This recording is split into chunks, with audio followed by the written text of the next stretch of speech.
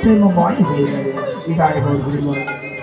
তো চলুন আমরা আস্বাদন করছি ভগবানের পূর্বান্তকালীন লীলা।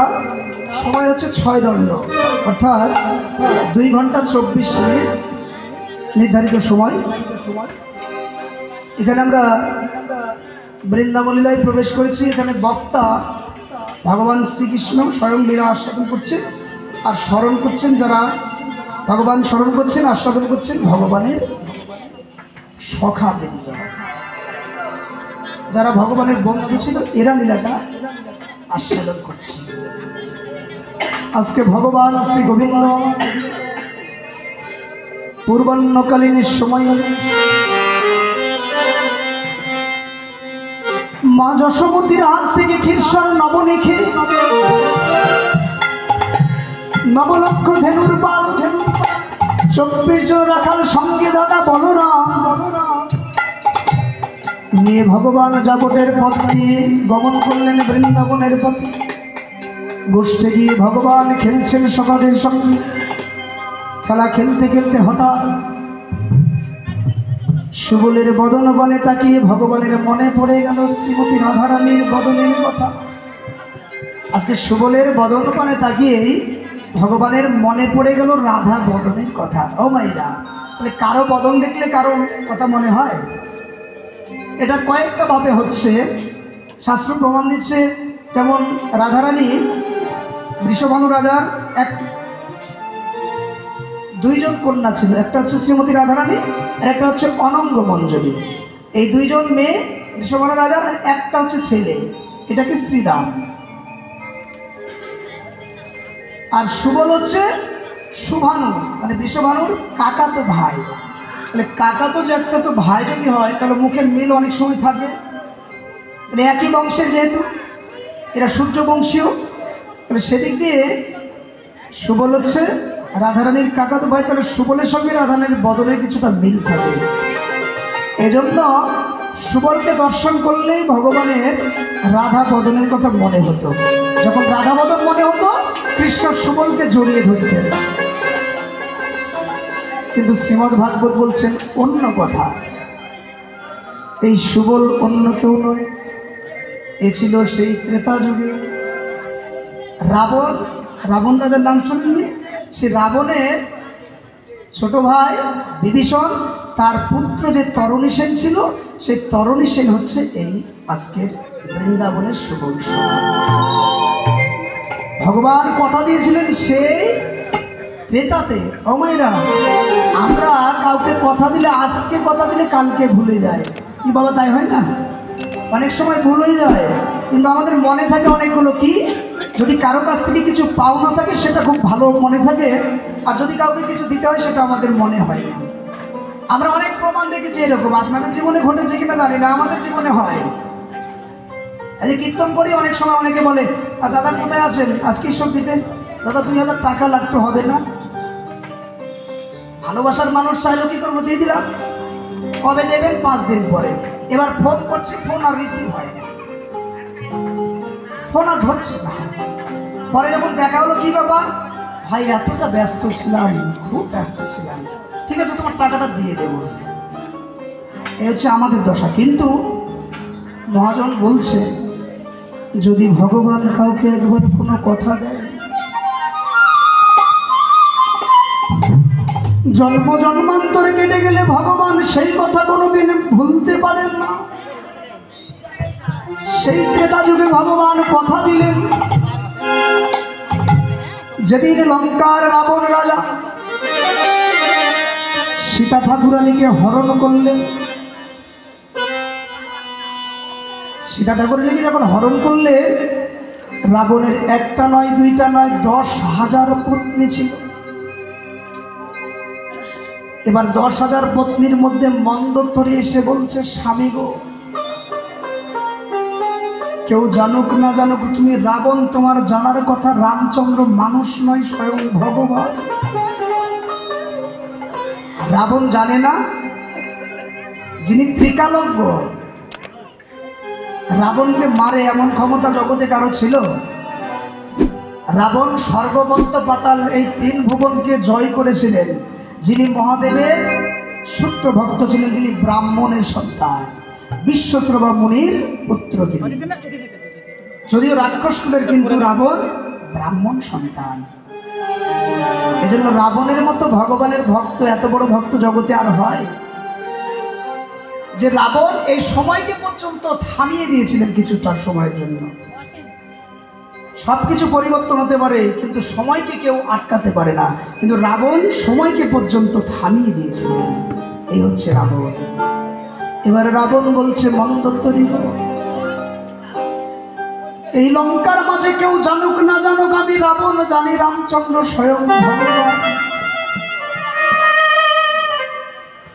আমি সীতা ঠাকুরানীকে কেন হরণ করেছি জানো? মন্দোত্তরী, আমার এই রাক্ষস কুল কোনদিন তো উদ্ধার হবার নয়। ওগো মন্দোত্তরী, ভগবান রামচন্দ্র যদি আমার সোনার লঙ্কায় কোনদিন চরণ দেয়, ওগো চরণ দেয়, তবে আমার সোনার লঙ্কা সেদিনে পরিপূর্ণ হয়ে যাবে।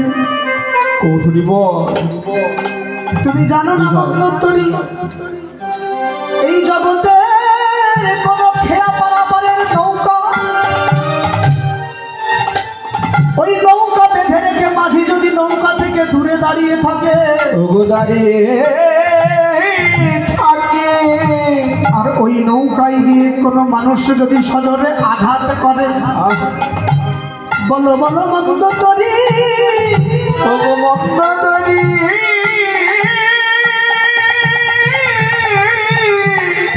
ওই নৌকার মালিক নৌকার কাছে ছুটে আসবে কিনা? আমার সীতা ঠাকুরানী হচ্ছে আমার ভব নদী পারাপারের তরণী। আমি যত বেশি সীতা মাকে নয়ন জলে কাঁদাবো, নয়ন জলে কাঁদাবো, তত শীঘ্র করি ভগবান আমার সোনার লঙ্কায় এসে চরণ দেবে, চরণ দেবে। এই জন্য রাবণের 10,000 পত্নী, তাহলে কতগুলো ঘর হবে মা? এতগুলো ঘর থাকা সত্ত্বেও সীতামাকে তিনি কোনো ঘরে রাখলেন না। যেখানে রাখলেন সেটার নাম হচ্ছে অশোক কানন।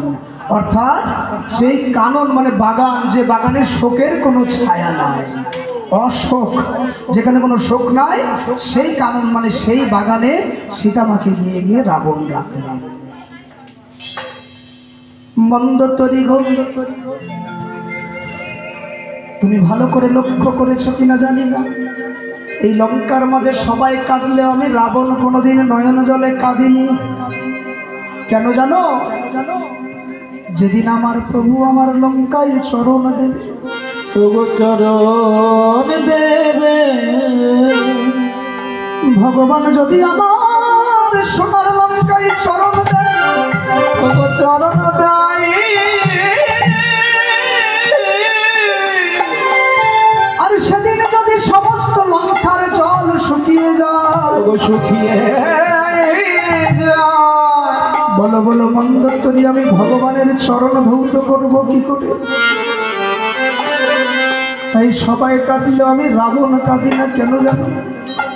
যেদিন আমার প্রভু আমার সোনার লঙ্কায় চরণ দেবে, মন্দোত্তরী, আরে আমি আমার নয়ন জলে চরণ,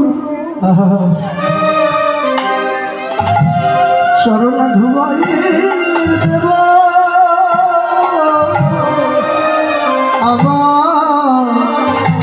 আমার নয়ন জলে চরণ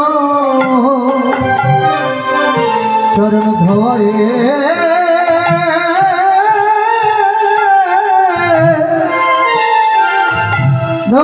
দেব।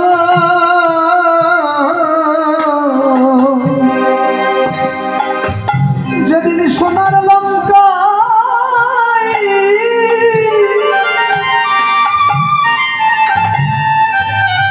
আমার প্রভু দুটি চরণ দেবে, আমি নয়ন জলে চরণ ধুয়ায়ে দেব। ওগো যেদিন আমার প্রভু,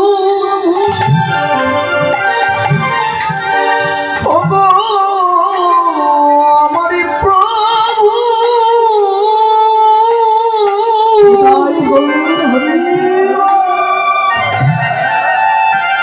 এই সোনার লঙ্কায়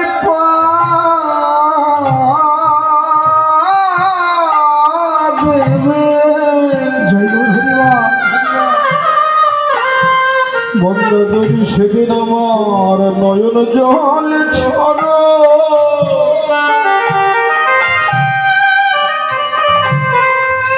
নয়ন জলে চরণ ধোয়ায়ে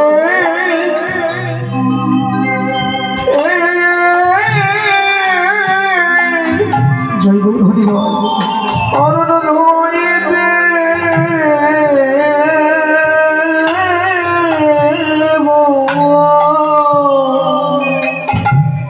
সেই রাবণের সঙ্গে যখন ভগবানের যুদ্ধ হল, ভগবান যখন রাবণকে কৃপা করার জন্য লঙ্কায় গেলেন, রাবণের সঙ্গে যখন যুদ্ধ হল, সমস্ত সৈনিক এক এক করে মৃত্যুবরণ করল। একমাত্র লঙ্কার মাঝে দুইজন, এক হচ্ছে রাবণ আর অপরজন হচ্ছে তরণী সেন, ছোট্ট মানুষ। আমার ছোট্ট তরুণী রাবণ রাজার সামনে গিয়ে দাঁড়িয়ে বলছে, জেঠু,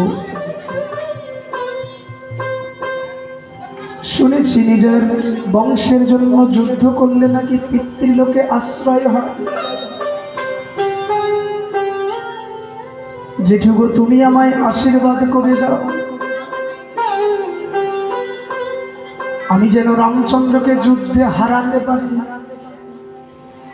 নয়ন জলে কাঁদছেন রাবণ। খোকা, এত বড় বড় বীর সৈনিক যেখানে মৃত্যুবরণ করলো, তুই যাবি যুদ্ধ করতে, আমি তোকে আটকাবো না। কেন জানিস? আমি চাই আমার এই রাক্ষস কুল ভগবানের হাতে উদ্ধার হয়ে যায়। ভগবানের হাতে যারা মৃত্যুবরণ করে তাদের তো সদ্গতি হয়। যেমন কুরুক্ষেত্রে যুদ্ধে ভগবান বলেছিলেন, অর্জুন ভাবছ কেন? যুদ্ধে জয় করলে, যুদ্ধ যদি জয় করতে পারো পৃথিবী ভোগ করবে, আর যদি মৃত্যুবরণ করো তাহলে সরাসরি স্বর্গ লাভ করবে। ধর্মের জন্য যদি প্রাণ দেন, ভগবান আপনাকে চরণে আশ্রয় দেবেন না। এই জন্য অধর্মের কাছে কখনো মাথা নত করবেন না। মানুষ মরে কয়বার? যারা ভীতের মতো চলে এরা বারবার মৃত্যুবরণ, এটা জীবন নয়। ভগবান বলছে, আমার ভক্তের কোনোদিন বিনাশ হয় না। রাখে কৃষ্ণ, মারে কে? মারে কৃষ্ণ। বিশ্বাস রাখতে হবে ভগবানের উপরে। যার কাছে বিশ্বাস তার কাছে ভগবান, যার কাছে বিশ্বাস নাই তার কাছে ভগবানও নাই। ধর্মটা দাঁড়িয়ে আছে বিশ্বাসের উপরে। যা আমি তোকে আশীর্বাদ করলাম, তোর যেন মনোবাসনা পূর্ণ হয়। ভজনটা শুরু কোথা থেকে দেখুন? গুরুর চরণ থেকে। একেবারে গুরু চরণ আশ্রয় করে তারপরে কৃষ্ণ ভজন, এটা শিক্ষা। আমাদের সমাজে কয়জন গুরু? সংসারে 3 জন গুরু হয়। জনক প্রথম গুরু, মোদের জনম যা হইতে, সেই পিতামাতা হচ্ছে আমাদের প্রথম গুরু। এজন্য জীবের কর্তব্য হচ্ছে সর্বপ্রথম জীবনে পিতামাতার চরণ সেবা করা। দীক্ষাদাতা শিক্ষাদাতা রূপে বৈষ্ণব ব্রাহ্মণ, দ্বিতীয় প্রকার গুরু এই হরিনাম বর্ণ। ভগবান বলছে, স্বয়ং ভগবান কৃষ্ণ বলছে দ্বারকায় দাঁড়িয়ে সুদামার নিকট খুলে বলছে, সুদামা, জীবনে প্রথম গুরু হচ্ছে পিতামাতা। যদি আমায় পেতে চাস, যদি কৃষ্ণকে পেতে চাস, সর্বপ্রথম পিতামাতার চরণ সেবা কর। দীক্ষাদাতা শিক্ষাদাতা রূপে বৈষ্ণব ব্রাহ্মণ, দ্বিতীয় প্রকার গুরু এই হরিনাম বর্ণ। আর 3 নম্বর গুরুকে ভগবান বলছে জ্ঞানদাতা গুরুরূপে স্বয়ং আমি ভগবান। 3 গুরু কহিলাম তোমারে বিদ্যমান, যারা গুরুর চরণ সেবা করে তারা সাক্ষাৎ আমি কৃষ্ণ, আমারই চরণ সেবা।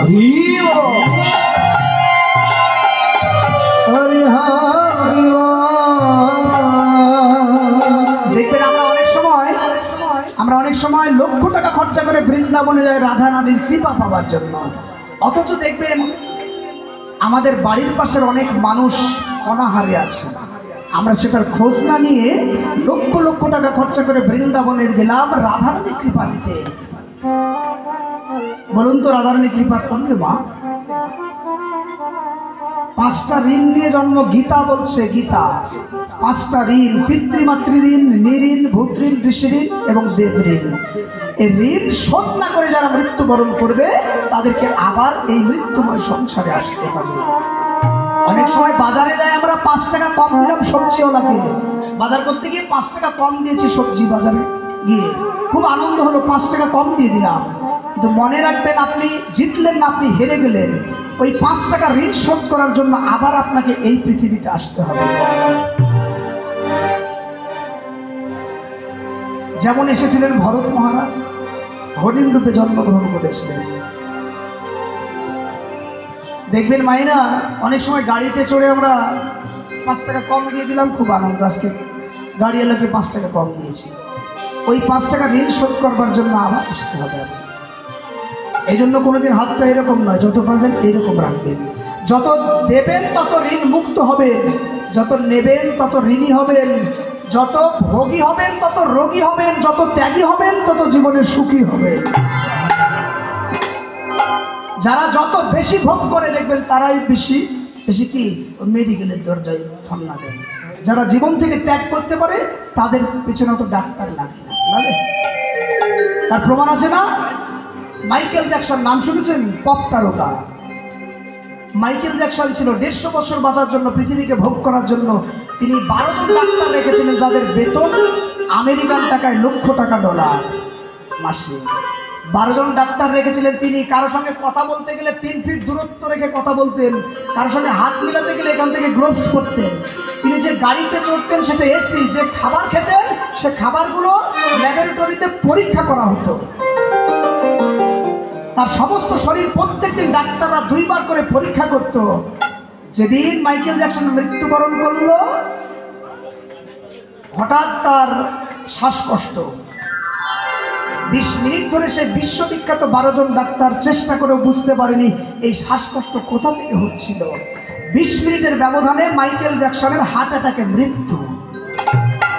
যার খবরের জন্য এই যে যারা ফেসবুক চালায় এরা জানে, বকুল সংস্থা আছে, এদেরকে ক্ষমা চাইতে হয়েছিল। কতটা জনপ্রিয় তারকা ছিল বুঝতে পারছেন?